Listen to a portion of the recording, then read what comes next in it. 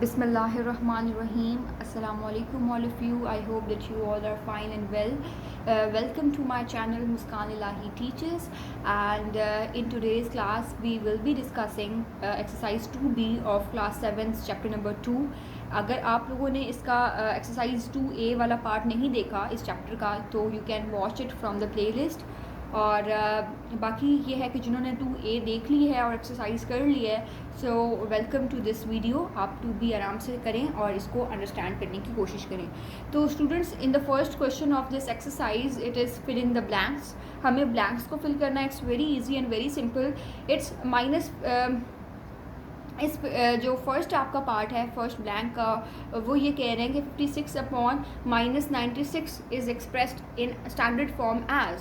तो आपने ये अंडरस्टैंड करना है कि अगर आपके पास 56/-96 लिखा हुआ है तो how you will be representing this rational number as a standard form या इन स्टैंडर्ड फॉर्म। तो मैं इसको ज़रा आपको अंडरस्टैंड करवाती हूँ कि कैसे आप लोग करेंगे। ठीक है, इट्स वेरी इजी। देखिए लिखा हुआ है 56/-96। आपने लेना है कैलकुलेटर। ठीक है, 56 को डिवाइड कर लें। इसको हम आसान तरीके से कर सकते हैं, लेकिन आपको थोड़ा सा मैं समझाऊंगी कि किस तरह से आपने अपने लेवल पे करना है। तो 56 जो है वो 2 के टेबल में आता है and it gives us 28। Then 96 को डिवाइड जब हम 2 से करते हैं तो इट गिव्स अस 48। नाउ 48 भी 2 के टेबल में आता है। इसको फर्दर डिवाइड करते हैं तो 24 आता है, और 28 को अगर हम फर्दर डिवाइड करें 2 से तो it gives us 14। Now 2 7s are 14 and 2 12s are 24। ठीक है, अब 7 2 के टेबल में नहीं आता तो हमारा जो आंसर है वो है -7/12। So this is the standard form students. ठीक है, तो जब भी क्वेश्चन आ जाए पेपर के अंदर कि स्टैंडर्ड फॉर्म में लिखिए तो आपको इसी तरह से लिखना है।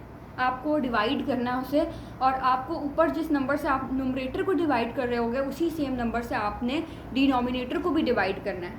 तो ये आपकी स्टैंडर्ड फॉर्म आ गई। ठीक है, उसके बाद इसके अगर हम सेकंड पार्ट में देखें तो सेकंड पार्ट ये है कि which of the fraction is greater, 3/4 और 11/15। तो आपने अपने कैलकुलेटर्स अगेन यूज़ करने हैं। 3 डिवाइडेड बाय 4 जब हम करते हैं तो इट गिव्स अस 0.75। हमारे पास आ रहा है 3/4 को जब हमने डिवाइड किया इट इज़ गिविंग अस 0.75, और जब हम 11/15 को डिवाइड करेंगे so it will give us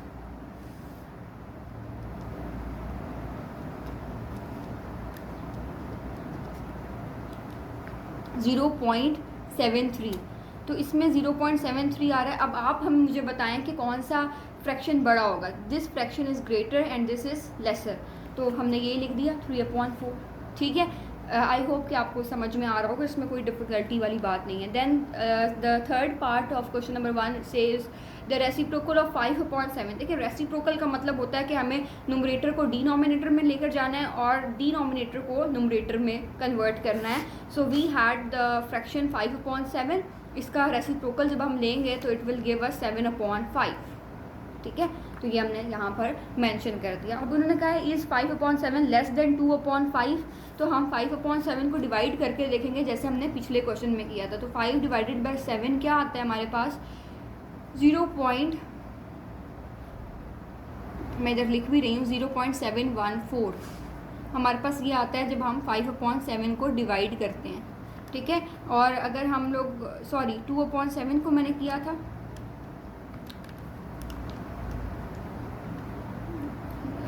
wrong हो गया, मैंने ऊपर वाला देख लिया। जब हम 2/5 को डिवाइड करते हैं तो इट गिव अस 0.4, और अगर हम इसी तरह से 5/7 को ले लेते हैं, 5/7 को जब हम डिवाइड करते हैं इट गिव अस 0.714। अब बताएं कि इन्होंने कहा है कि 5/7 इज़ लेस देन 2/5, तो इट इज़ रॉन्ग, क्योंकि हम देखें कि 5/7 इज़ ग्रेटर देन 2/5। ठीक है, so this was the whole statement. अच्छा, उसमें अगर हम लोग अगले पार्ट पे चलते हैं, the last part of this question that is the standard form. Again आ गई स्टैंडर्ड फॉर्म ऑफ -9/-8। ठीक है, अब इसकी स्टैंडर्ड फॉर्म कुछ भी नहीं हो सकती क्योंकि दोनों किसी सेम एक टेबल पे नहीं आते हैं। तो हमें बस माइनस माइनस को प्लस में कन्वर्ट कर देना है एंड हम सिंपली लिख देंगे 9/8। ठीक है, अब आते हैं क्वेश्चन नंबर 2 की तरफ। Question number 2 says that express the following rational numbers in standard form. Again standard form वाली बात आ गई, जिसको मैंने आपको पहले ही फिल इन द ब्लैंक्स में समझा दिया कि स्टैंडर्ड फॉर्म किसी भी नंबर की किस तरह से लिखनी है। अभी मैं आपको ये करके बताऊँगी। देखिए जैसे 4/6 है, आपको पता है कि 4 और 6 एक टेबल में किस में आते हैं, 2 में।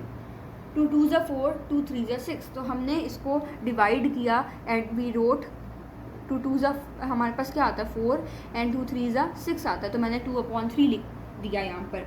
इसी तरह से अगर हम इसकी बात करें तो देखिए इसको और फर्दर हम किसी स्टैंडर्ड फॉर्म में कन्वर्ट नहीं कर सकते हैं, it's already in the standard form, तो हमने इसको छोड़ दिया क्योंकि ये दोनों किसी सेम टेबल में नहीं आते हैं। अगर हम थर्ड पार्ट की बात करें तो इट इज़ -11/-13, जो कि हमने पहले भी कर चुके हैं। तो बस माइनस माइनस क्या होता है, प्लस होता है, तो हमने इसको बस प्लस में कन्वर्ट कर दिया, बाकी एज इट इज़ हमने लिख लेना है। फोर्थ पार्ट है हमारे पास -21/-28, जो कि मैंने आपको बताया कि माइनस माइनस कैंसिल हो जाता है, प्लस हो जाता है। और 21 और 28 जो सेम टेबल में आते हैं, दैट इज़ 3 का टेबल। 3 7 ज़ा 21, 3 8 ज़ा 24, 3 9 ज़ा 27। नहीं, ये सेम टेबल में नहीं आते हैं। अगर हम बात करें इस पार्ट की, हम क्वेश्चन नंबर 4 इसका पार्ट 4 देखते हैं, दैट इज़ -21/-28। तो माइनस से माइनस तो पहले तो ये कैंसिल हो जाएगा। उसके बाद 7 के टेबल में ये दोनों आते हैं। 7 3 ज़ा 21, 7 4 ज़ा 28। तो हमारे पास सिर्फ आंसर क्या आ गया, 3/4। तो इसकी स्टैंडर्ड फॉर्म जो है ना वो ये थी। और इसी तरह से 42 और 48 को करते हैं, -42/48। तो हम इसको 2 के टेबल से करते हैं। 21 इधर आ जाएगा, इधर आ जाएगा 24, ठीक है। अब 21 और 24 ये कौन से टेबल में आते हैं, ज़रा सोचिए कि ये किस टेबल में आते हैं। देखिए ये 3 के टेबल में आते हैं। 3 7 ज़ा 21, 3 8 ज़ा 24। तो हमारे पास क्या आ जाएगा, -7/8 आंसर आ जाएगा, ठीक है। और अब इसमें क्वेश्चन नंबर 3 जो है इसका वो ये कह रहे हैं कि आपने करना ये है, यस उन्होंने कहा है कि आप फिल इन द ब्लैंक्स करें। ये किस तरह से, अगर उन्होंने हमें दिया था 4/5 सिर्फ उन्होंने हमें दिया था, और इधर इन्होंने कहा था कि हमें अगर देखें बहुत आसान है, 4/ उन्होंने हमें 5 दे दिया एंड दे आर सेइंग कि अगर मैंने इधर आंसर -12 लेकर मैं आई हूँ तो डिनोमिनेटर में क्या होगा। तो देखें 4/5 था हमारे पास। अब हमने 4 को किस नंबर से मल्टीप्लाई किया होगा कि हमारे पास -12 आया होगा। तो 4 को अगर हम 3 से करें तो इट गिव्स अस 12 ओनली, लेकिन अगर हम 4 को -3 से करेंगे ना तो हमारे पास क्या आएगा, -12। तो इसका मतलब ये है ना कि हमने यहाँ पे 4 को किससे किया, -3 से किया। तो अब हम ऐसा, मैंने आपको पहले भी बताया था जब हम 2a कर रहे थे, कि हम कभी भी ऐसे नहीं करते कि ऊपर जब न्यूमरेटर को हम किसी भी नंबर से मल्टीप्लाई करते हैं, ऐसा नहीं होता। अगर हम ऊपर मल्टीप्लाई करें तो डिनोमिनेटर को भी हमें उसी नंबर से करना पड़ेगा। तो अगर हमने इधर इसको -3 से किया है तो न्यूमरेटर को अगर हमने -3 से किया है तो डिनोमिनेटर को भी हमें -3 से करना पड़ेगा। तो हमने कर लिया। अब क्या आएगा, 5 3 ज़ा 15, लेकिन ये जो माइनस साइन है ये भी एज इट इज़ आ जाएगा, तो -15, ठीक है। तो ये हमारा देखें यहाँ पे क्या आंसर आया, -15 आया। अब इसमें इन्होंने एक तो ये पार्ट दिया, उसी की तरह एक और भी दे दिया कि अगर 4/5 है, इसमें इन्होंने एक तो -12 दिया था, दूसरा इन्होंने दिया है 20। तो 20 भी इसी तरह का है, जैसे हमने इसको आइडेंटिफाई किया कि इधर क्या आएगा, इसी तरह से हमने इधर भी करना है। तो देखें 4 के टेबल में 20 कब आता है, 4 5 ज़ा 20। तो इसका मतलब है हमने 4 को किससे मल्टीप्लाई किया, 5 से। तो ऊपर जब हमने किया तो नीचे भी उसी नंबर से करेंगे ना हम। तो हमारे पास क्या आंसर आ रहा है, हमारे पास आंसर आ रहा है 5 5 ज़ा 25। तो देखिए हमारे पास आ गया 25 एंड दिस इज़ करेक्ट, ठीक है। तो आपने इसी तरह से इसका सेकंड और थर्ड पार्ट भी यही इसका उसूल है, हमने इसी तरह से इन क्वेश्चंस को करना है। जैसे मैं आपको अगर यहाँ पे बता दूँ 5 3 ज़ा 15 होता है, हमने इसको ऊपर न्यूमरेटर को 3 से किया तो डिनोमिनेटर को भी 3 से किया, तो 7 3 ज़ा 21। और अगर हम इस पार्ट को देखें तो देखें 5 5 ज़ा 25, 5 6 ज़ा 30, 5 7 ज़ा 35। तो देखिए हमें यहाँ पे 35 अगर आया है, हमने इसको 7 से किया है, तो अगर हम नीचे वाले को भी 7 से करते हैं तो 7 7 ज़ा 49। तो ये भी अंडरस्टूड हो गया। इसी तरह से हमने इन सब को पार्ट्स को किया। अब देखें यहाँ पर देखें ना, 3 को 2 से किया, 6 आ गया, 3 2 ज़ा 6।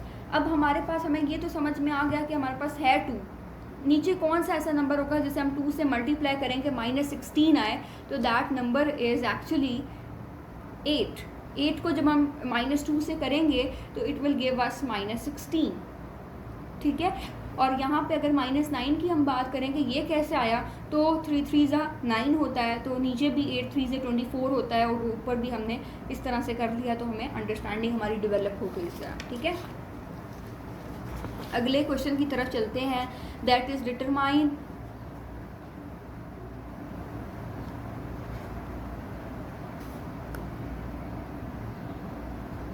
yes, fourth question says that determine, just give me a minute. Question number 4 says that determine which of the two rational number is greater in each case। तो ये भी मैंने आपको फिल इन द ब्लैंक्स में बताया था, आपने calculator में इनको डिवाइड कर लेना है और पॉइंट्स में आपको समझ में आ जाएगा कि कौन सा नंबर बड़ा है और कौन सा छोटा है। ये मैं आपको करके दिखाती हूँ। देखें, जैसे अगर है -3 डिवाइडेड बाय 7, तो इसको डिवाइड करने में पॉइंट्स में क्या आंसर आ रहा है, -0.4। मैं इसको हल्का सा लिख रही हूँ यहाँ पे, -0.4। 2/7 को डिवाइड करते हैं अब, इट इज़ गिविंग अस +0.28। तो कौन सा बड़ा होगा, ऑब्वियसली ये बड़ा होगा, क्योंकि ये तो पॉजिटिव वैल्यू भी है ना। पॉजिटिव नेगेटिव में तो आपको पता है the positive value is always greater, तो यहाँ पे ये ग्रेटर है, ठीक है। इसी तरह से आपने सब क्वेश्चंस को करना है। I am not repeating them again and again, ये बहुत ही सिंपल एंड बहुत ही ईजी क्वेश्चन है। क्वेश्चन नंबर 5 की बात करते हैं, तो इसमें हमें जस्ट सिंबल पुट करने हैं again after determining that which of the value is greater which is less.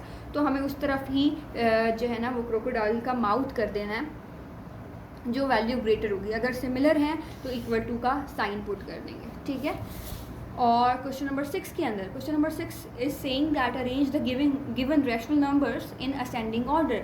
हमें रैशनल नंबर्स को असेंडिंग ऑर्डर में अरेंज करना है। असेंडिंग ऑर्डर का मतलब क्या होता है, छोटे नंबर से बड़े नंबर की जानिब हमें मूव करना है। तो it's very easy and very simple. जैसे कि मैंने आपको बताया कि आप कैलकुलेटर निकालेंगे अपना, और कैलकुलेटर निकालने के बाद आपने सबकी पॉइंट्स में वैल्यूज़ निकालनी है। पॉइंट्स में वैल्यूज़ निकालने के बाद आपने सबसे छोटी वैल्यू से स्टार्ट करना है, और फिर उसके बाद थोड़ी बड़ी वैल्यू, देन आफ्टर दैट जो बड़ी वैल्यू रह जाएगी वो, and at the and the greatest value, ठीक है। अब इस एक्सरसाइज के अंदर जो हमारे पास क्वेश्चन नंबर 6 के अंदर पार्ट 1 है इसका, उसमें अगर हम देखें तो 2 डिवाइडेड बाय 5 हमारे पास आंसर आया था 0.4। -1 divided by 2 we had -0.5. 8 divided by -15 we had -0.53.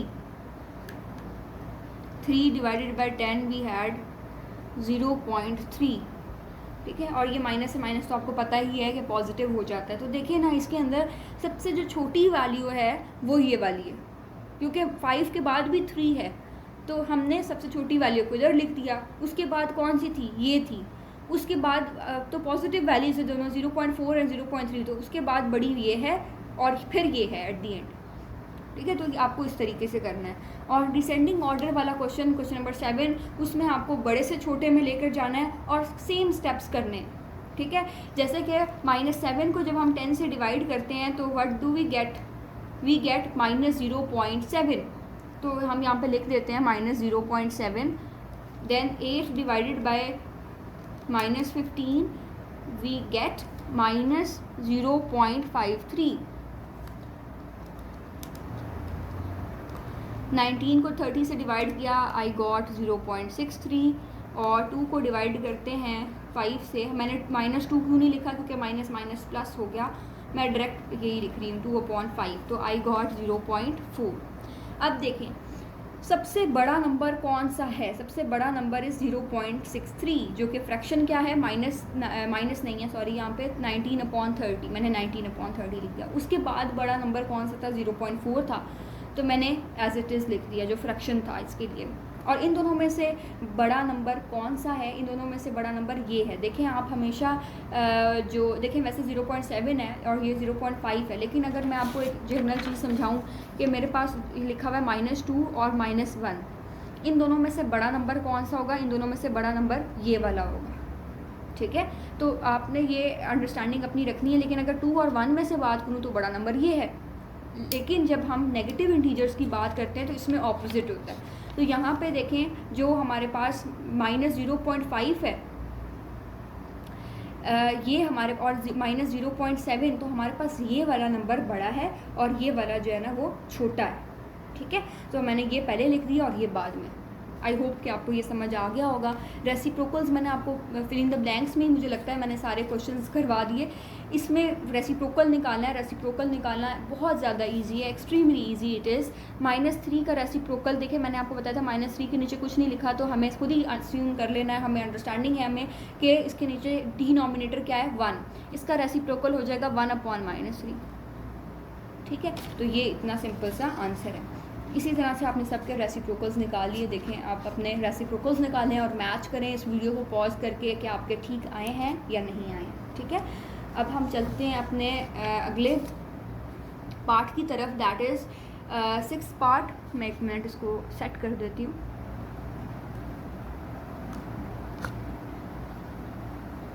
जी, तो हमारा जो अगला पार्ट है that is saying 2/-3 multiply by 4/-5। तो आपने जस्ट सिंपली इनको मल्टीप्लाई करना है। 2 4s are 8, 3 5s are 15, minus minus plus 8/15 आ गया। उसके बाद हमें रेसिप्रोकल भी करना है, क्योंकि हम रेसिप्रोकल वाला क्वेश्चन करें तो हमने इसको रेसिप्रोकल कर दिया। ठीक है ना, और इसमें अगर हम बात करें तो इसमें 3 5s are 15, 4 6s are 24, और क्योंकि प्लस माइनस माइनस होता है तो माइनस आ गया यहाँ पर। और देखें अब 15 और 24 को जब हम डिवाइड करते हैं तो 3 5s are 15 and 3 8s are 24। तो मैंने इसको और ज़्यादा स्टैंडर्ड फॉर्म में लेके चली गई। अब स्टैंडर्ड फॉर्म में को मुझे क्या करना है, रेसिप्रोकल में कन्वर्ट करना है। तो इसका रेसिप्रोकल क्या होगा, इसका होगा -8/5 and this is my answer. ठीक है, आई होप कि ये एक्सरसाइज आपको समझ आ गई होगी। It's very simple and very easy. आप इसकी बहुत अच्छे से प्रैक्टिस करें। इसमें जो मेजर कॉन्सेप्ट्स थे वो रेसिप्रोकल का था, स्टैंडर्ड फॉर्म का था, ठीक है, और असेंडिंग और डिसेंडिंग ऑर्डर में कन्वर्ट करने का था, और इसमें कोई डिफ़िकल्टी वाली बात नहीं थी। बहुत ही शॉर्ट सी है, इजी सी है। नाउ आप अगर आपने 2B कर लिया तो आप इसका 3rd पार्ट देखिएगा। 2C जो है एक्सरसाइज, उसकी वीडियो भी मैंने अपलोड की है, तो आप काइंडली वो भी चेक कर लें। Thank you so much for watching the video and keep supporting and liking my channel. अल्लाह हाफिज़।